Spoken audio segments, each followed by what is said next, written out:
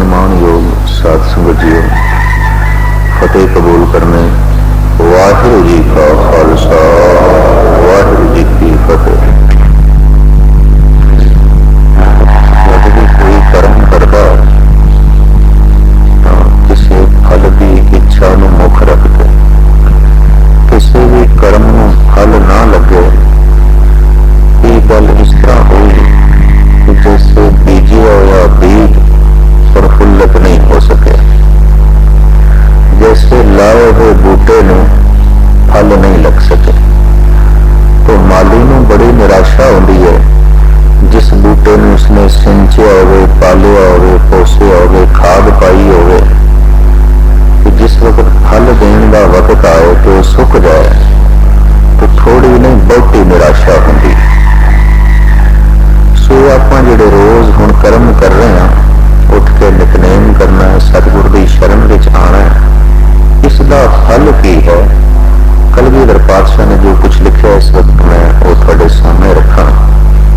10वें ग्रंथ के अंदर कुछ सवाल ने और गालबन मेरे ख्याल 150 तो ज्यादा ने। एक एक सवाल बड़ा कीमती ते बहुत अहम है ते हैगा अकाल उस्तत दे उसके धार्मिक पांदियां दे वो सारे प्रश्न आ जाते हैं जिहड़े गाहो बगाहो अक्सर पैदा होंदे रहिंदे मनुखां दे अंदर। लेकिन आप दी ज्ञात वास्ते अर्ज करा, इन्हां सवालों के नाल जवाब लिखे हुए नहीं ने, सिर्फ सवाल ने।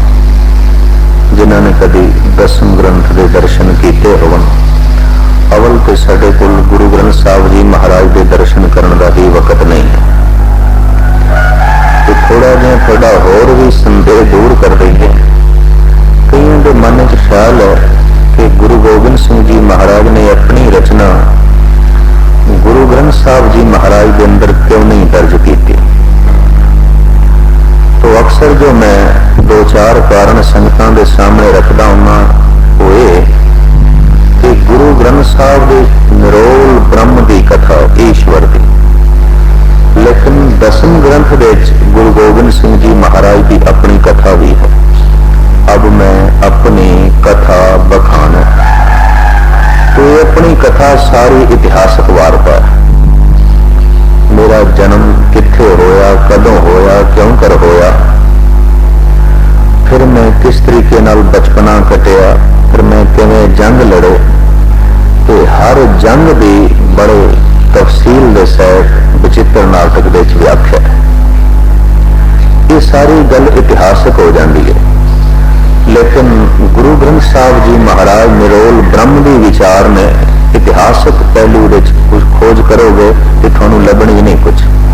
गुरु नानक देव जी का जन्म कदों होया, कित्थों होया, कुछ नहीं लिखा गुरु ग्रंथ साहब विच। ये निरोल ब्रह्म की विचार है। एक तो इस ख्याल को मद्देनजर रखते हुए साहिबा ने अपनी बाणी गुरु ग्रंथ साहब विच नहीं चढ़ाई। दूसरा जिहड़ा कारण है वो तर्क है कि गुरु गोबिंद सिंह जी महाराज ने अपनी कथा आप क्यों लिखी। अक्सर अवतारी पुरुषों की कथा दूजे तीजे पुरुषों ने लिखी है। जैसे राम की जीवन कथा तुलसी ने लिखी है, वाल्मीकि ने लिखी है, और इस तरह के होर कुछ आलमा ने जैसे कि पंडित हिरदाराम वगैरह। श्री कृष्ण की सारी जीवन कथा वेद व्यास ने लिखी, कवि नरोत्तम ने, कैसो दत्त ने, इस तरह के होर आलमा ने श्री कृष्ण जी की जीवन कथा लिखी। गुरु गोबिंद सिंह जी महाराज की भी कोई कथा लिख सकता सी और लिखी जा सकती सी, पातशाह ने आप क्यों लिखी।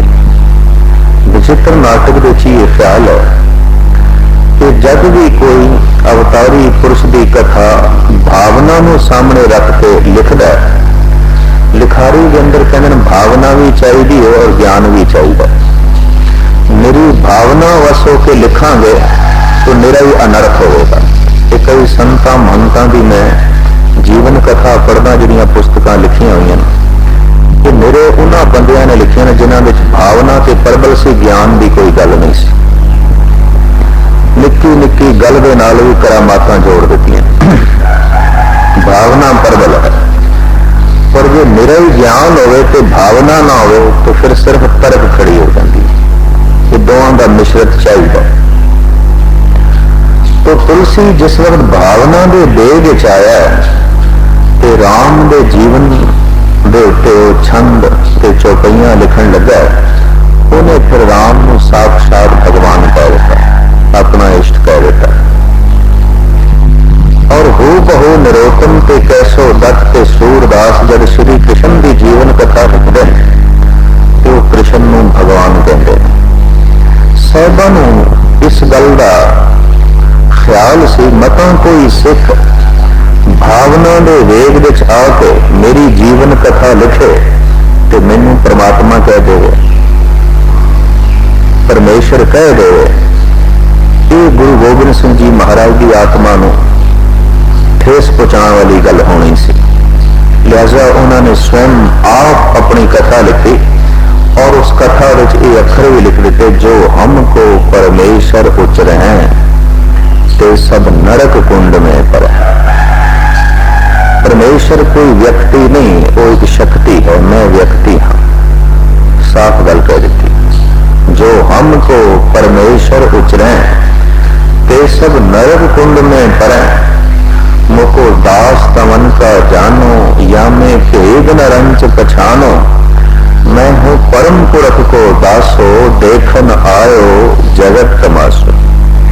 पिछले दिने इलस्ट्रेटेड वीकली विच सरदार खुशवंत सिंह जो एडिटर ने उसते उन्होंने कुछ उन्होंने पुरुषों दी फोटोआं ते जीवन झांकियां पेश कीतियां जिहड़े अज आप ही अपने मुंहों दावा कर दें कि असीं भगवान। और इस तरह के 84 बंदे इस वक्त इंडिया के हैं, 84। उन्हें लिखा सी बई जीवदे जागदे 84 रब मौजूद ने कि हुण भुलेखा ये कहंदा किहनूं मन्नीए, किसनूं रब आखीए, क्योंकि सारे भगवान होने का दावा पे कर दें। ਉਹਦੇ ਚ बाल योगेश्वर भी सी, रजनीश भी सी, वो भी भगवान कहता। और जिन्ना भगवान आखो कि औखे होंगे, बड़े औखे होंगे। साडी कौम दे भी चंद बंदे ऐसे हैं जो साफ कहते असीं निरंकार हाँ, निरंकार ही आखो। ये निरंकारियों की जी लहर चली सी, वो कहते सन सानू निरंकार आखो। तो मूर्खों का टोला पिछे चल के ये भी नहीं सोचा कि निरंकार के अर्थ की नहीं। निरंकार के अर्थ ने आकार तो रह जिदा कोई आकार नहीं। कि जो पंज तत्व का पुतला बैठा किस तरह निरंकार हो, लेकिन अर्थों के तय विच ना गए तो चल पे 84 बंदियां दे चों गालबन 2-3 ते गुजर चुके ने, बाकी मौजूद ने जो दावा कर दें असी रब हाँ, असी भगवान हाँ, असी परमात्मा हाँ। तो एक एक बंदे ने लखां बंदे अपने पीछे लाए और गाह बजाए सदे भी बंदे खड़े हो जाते। असी गुरु हाँ, असी संत हाँ, साडी रौड़ी ती मनो, असी जिस ढंग का तरीका दसीए वो मनो। तो गुरुओं की चलाई हुई प्रथा को तोड़न की कोशिश करते हैं, गुरुओं नाल जोड़न की कोशिश नहीं करते। कलगीधर खालसा ने बड़े जुरत नाल अखर लिखे ने, जिहड़ा मैनू परमात्मा समझेगा कुंभी नरक दिख जाएगा, जिहड़ा मैनू रब आखेगा कुंभी नरक दिख जाएगा। जो हमको परमेश्वर उचरे ते सब नरक कुंड में पर है। फिर तुसी कौन हो, मुको दास तवन का जानो, या मैं भेद न रंच पछानो। मैं हूं परम पुरख को दासो, देखन आयो जगत तमाशो। मैं संसार का तमाशा वेखण वास्ते आया, उसका दास हाँ, उसका सेवक हाँ। और दरअसल अज नहीं तो कल या एक सदी बाद सारी दुनिया नू इस सच्चाई को तस्लीम करना पड़ेगा कि व्यक्ति भगवान नहीं हो सकता। व्यक्ति आखिर व्यक्ति है, शक्ति ही भगवान है। जिहड़ा व्यक्ति उस शक्ति नाल जोड़े वो गुरु है, जिहड़ा अपने नाल जोड़े वो पखंडी है, वो झूठा है। तो 10 गुरु साहिबान ने कभी सानू नहीं आखिया जो साडी मूर्ति रख के साडी पूजा करो, असी रब कि भी गुरु नहीं आते। हर गुरु ने शब्द नाल जोड़न की कोशिश की थी, उस शब्द के नाल जिस विच निरोल परमात्मा की गल है, निरोल ईश्वर की गल है, निरोल प्रभु की गल है। और इस सच्चाई को सहजे सहजे दुनिया तस्लीम करेगी, क्योंकि सच्चाई को तस्लीम करने वास्ते बहुत वड्डा जिगरा चाहिए, बहुत विशाल दिमाग चाहिए। छोटे दिमाग का बंदा, छोटे दिल का बंदा सच्चाई को ग्रहण कर नहीं सकता, क्योंकि सच्चाई को समझने विच वो असमर्थ है। तो दसम ग्रंथ इसकी गाहे बगाहे रचनावां कुछ मैं आप जी के सामने रखांगा। बहुत सोहने ख्याल जिंदगी के हर पहलू के ते धर्म के हर नुकते के गुरु गोबिंद सिंह जी महाराज ने उत्थे दर्ज किए हैं। गुरु ग्रंथ साहब के उस बाणी को दर्ज न करने के दो कारण मैनू दिसते हैं। एक तो साहिबां की अपनी कथा, दूसरा महाराज ने संस्कृत के धर्म ग्रंथों का टीका किया, उलथा किया। दसम ग्रंथ का बहुत सारा हिस्सा वो है जिथे कलगीधर पातशाह आप कहते हैं मेरे ख्याल नहीं ने, मैं तर्जमा किया, टीका किया। दसम कथा भागवत की पाखा करी बनाए, अवर वासना ना है प्रभ धर्म युद्ध के चार। भाखा कहने टीके। ये जोड़ा मैं भागवत पुराण ये जो श्री कृष्ण जी की जीवन कथा लिख रहा, आपको पता हो दसम ग्रंथ के रामा अवतार, कृष्णा अवतार ये बाणियां भी हैं, 24 अवतारों की कथा भी है। ये अवतारों की कथा सारी की सारी संस्कृत में लिखी हुई सी, ते ब्राह्मण सिर्फ ब्राह्मण को पढ़ाता सी, क्योंकि उन्होंने कहना सी कि संस्कृत पढ़ना सिर्फ ब्राह्मण का ही हक है, दूजे तीजे का नहीं। तो आम लोगों को पता ही नहीं चलता सी ना धर्म ग्रंथों की है। पांवटा साहब विच बैठ के कलगीधर पातशाह ने जुरत की है, उन्होंने तमाम धर्म ग्रंथों का उलथा कर छड़े, टीका कर छड़े, ताकि लोगों को पता चले बई की है। और कई अज सियाणे पुरुष हैरान हो जाते बई एक रामायण गुरु गोबिंद सिंह ने भी लिखी है, जबकि एक तुलसी ते वाल्मीकि भी तो है, पर एक रामायण गुरु गोबिंद सिंह जी की भी है। जिथे भागवत पुराण लिखा हुआ ऋषि वेद व्यास का है, पर गुरु गोबिंद सिंह जी का भी लिखा। पर साहब साफ कहने में मेरे ख्याल में दसम कथा भागवत की पाखा करी बना, ये मैं टीका किया, भाषा सरल किया, जो संस्कृत के धर्म ग्रंथ कृष्ण जी की जीवन कथा लिख के फिर कलगीधर पातशाह कहते मैं न गणेश प्रथम मनाऊं, किशन बिशन कब हो नहीं ध्याऊं, कान सुने पहचान न तनसो, लो लागे मोरी पग इनसो। कृष्ण का नाम तो मैं सुने पर मेरी कोई पहचान नहीं, तो ना पहचान करना चाहते। मैं कोई कृष्ण ते गणेश का पुजारी नहीं। ये लफ्ज आखन की गुरु गोबिंद सिंह जी को क्यों लोड़ पै गई? इस वास्ते भी चूंकि आप कृष्णा अवतार लिख रहे हैं, तो भुलेखा ना पै गए कि आप कृष्ण के पुजारी ने, भुलेखा ना पै। और आप भी ज्ञात वास्ते अर्ज करा, कईयों को भुलेखा भी पै गया। जैसे कि भगत चेला राम ने एक पुस्तक लिखी है मुरली महिमा, और असी घट तवज्जा देने कि संसार किस ढंग नाल साडे बारे सोचदा। उस मुरली महिमा की भूमिका लिखा गया कि गुरु गोबिंद सिंह जी महाराज ने अवतारों का श्रेष्ठ अवतार श्री कृष्ण को मनिया। अगां बहुत खुल के तो नहीं कह सके, लेकिन अपनी भावना दर्शा गया। कृष्णा अवतार दे उसने छंद भी बकायदा दर्ज किए, तो वह टीका भी किया। छंद किस वक्त मैं आपको सुनावांगा। सारी कृष्ण की कथा लिखने तो बाद कलगीधर पातशाह कहते मैं पुजारी नहीं। फिर क्यों लिख रहे हो? फिर सारे 24 अवतारों की कथा क्यों लिख रहे हो?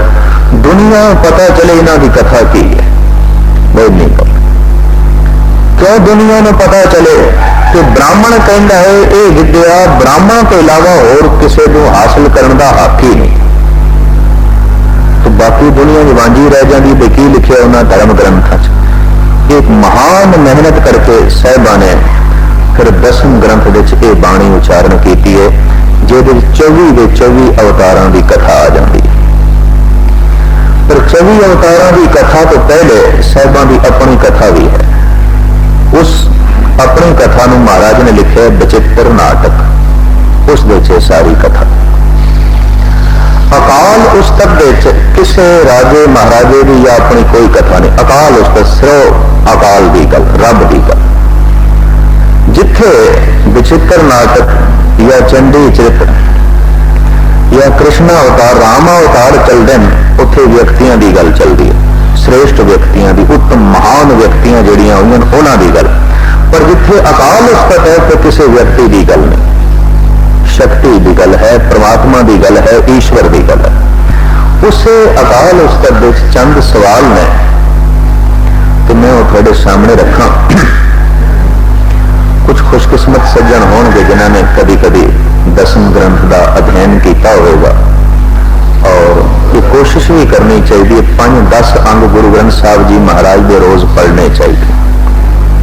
इतने दर्शन तो जरूर करने चाहिए ताकि साडा गुरुदेव नाल संबंध बनिया रहे, सतगुरु नाल संबंध बनिया रहे। कि जे असी दर्शन करने ही छड़ दिते, असी वाक लेना ही छड़ दिता, तो जैसे नवी पनीरी अजकल कहती है, सानू तो पता ही नहीं गुरु ने की आख्या, तो किधरे ऐसा कारण ना बन जाए। दसम ग्रंथ वो जिहड़े सवालीए फिक्रे ने वो हैगे ने 150, थोड़े जे मैं थोड़े सामने रखा। महाराज कहते ने को सूरा सुंदर कवन, कहां जोग को सार, को दाता ज्ञानी कवन, कहो विचार अविचार। इस श्री मुखवाग पातशाही 10वीं है। महाराज कहते ने सूरमा कौन है, किनू आखिए, तो फिर खूबसूरत कौन है, सुंदर कौन है। ਜਿਹੜੀਆਂ ਜਿਹੜੀਆਂ ਚੀਜ਼ਾਂ ਮਨੁੱਖ ਨੂੰ ਸੰਸਾਰ ਵਿੱਚ ਪ੍ਰਭਾਵਿਤ ਕਰਦੀਆਂ ਨੇ ਉਹਨਾਂ ਦਾ ਜ਼ਿਕਰ ਹੈ। तो सूरमताई जी है भी प्रभावित करती है, तो सुंदरता जी है भी प्रभावित करती है। पातशाह कहते ने को सूरा सुंदर कवन, कहां जोग को सार, भगती का फल की है, जोग का सार की है। अगर एक बंदा सत्संग कर रहा है तो उससे प्रश्न करिए इस सत्संग का फल की है, तू जोड़ा सवेरे नितनेम किया इसका फल की है, ये जो तू सवेरे माला फेरिए गुरु मंत्र का जाप किया, मूल मंत्र का जाप किया, इसका फल की है, तो ये भी तो पता होना चाहिए। तो साहब कहते हैं कहां जोग को सार, भगती का की फल है, जोग का की सार है। अगे पातशाह के सवाल ने को दाता ज्ञानी कवन, दाता कौन है ते ज्ञानी कौन है। कहो विचार अविचार, विचार की है ते अविचार की है। उनके सवाल होर भी काफी चलते हैं। को रोगी रागी कवन, कहो तत्व मोहे तवन, को राजा रंक कहां। इस तरीके के प्रश्न गालबन कोई 150-200 के करीब चलते हैं। भी रोगी कौन है, राजा कौन है, रंक कौन है और रागी कौन है, वर्ष के ये सारे सवाल चलते हैं। इसका मतलब है कि इन्हों प्रति साडे अंदर बड़ा भारी भुलेखा पै जाता है। महाराज ने इन्होंने सवालों से यह दसिया मौत की है, जिंदगी की है, रब की है, माया की है, मन की है, बुद्ध की है, सूरमा कौन है, सुंदर कौन है, भक्ति का फल की है, दाता कौन है, ज्ञानी कौन है, विचार की चीज है, अविचार की चीज है। गालबन ये 150 के करीब सवाल है। तो इन्हों सवालों की जिसनों समझ है तो जवाबों की जिसनों समझ है, समझ लो कि धर्म के सारे पहलुओं की सूझबूझ उसनों मिल गई, उन्हें सारी की सारी गल समझ ली। कुछ हिस्सा तेरे सामने रखिए। को सूरा, और किनू सूरमा आखिए जिहदे तन विच बड़ी शक्ति है, नहीं ऐसी कोई गल नहीं। या जिहड़ा जने खने की पग लांदा फिरदा सी, कहने बड़ा जोरावर बंदा, बहुत जोरावर है, उन्होंने सूरमा भी कहन लग पैने। उस तो कई डरदे भी ने भी ना लईए उदा, ना भावें अनर्थ कर रहा है, भावें खराबियां कर रहे, पर ना नहीं लेंदे, नहीं तो उन्हें जने खने की पग ला छड्डनी। तो इस तरह कई तो बंदा डरिया भी रहता है। ऐसी हालत है। भक्ति की शिखर यह है, कहत कबीर राम गुणगान, न डरो ना अवर डराऊं, स्पष्ट कह दिया। राम दे मैं गुण गाना, ना किसे तो डरदा ना किसे नूं डराना। हालत मेरी है, जीवन का ढंग है। उन गुरु तेग बहादुर साहब जी महाराज ने भी कह दिता, ज्ञानी कौन है? भय काहू को देत न भय मानत आन, कहो नानक सुन रे मना, ज्ञानी ताहे बखान।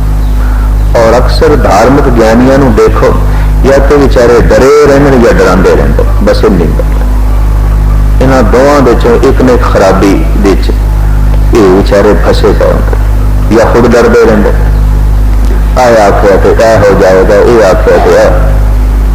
तो गुरु तेग बहादुर साहब जी महाराज ने ज्ञानी की इस ढंग नाल व्याख्या की। कबीर कहते ने, मैं तो प्रभु के गीत मस्ती च गाउना, ना किसे तो डरदा ना किसे नूं डराना।